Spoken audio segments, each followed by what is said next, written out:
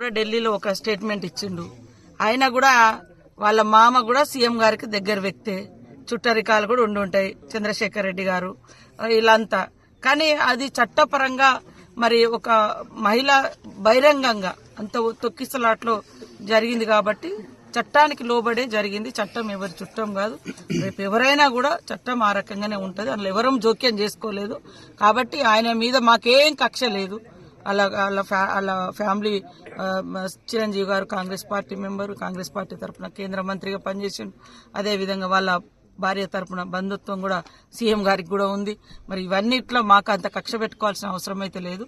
అది police act ప్రకారం, చట్టం ప్రకారం వాళ్ళు చేసుకున్నారు. కూడా ఢిల్లీలో ఒక స్టేట్మెంట్ ఇచ్చిండు.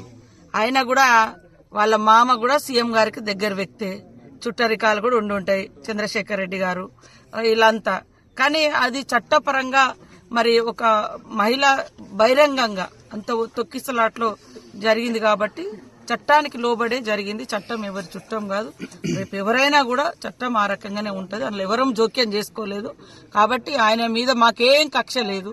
వాళ్ళ ఫ్యామిలీ చిరంజీవి గారు Congress party member, Congress party తరఫున కేంద్ర మంత్రిగా పనిచేసిండు. అదేవిధంగా వాళ్ళ భార్య తరఫున బంధుత్వం కూడా సీఎం గారికి కూడా ఉంది. మరి ఇవన్నిట్లో మాకు అంత కక్ష పెట్టుకోవాల్సిన అవసరం అయితే లేదు. అది పోలీసు యాక్ట్ ప్రకారం, చట్టం ప్రకారం వాళ్ళు చేసుకున్నారు.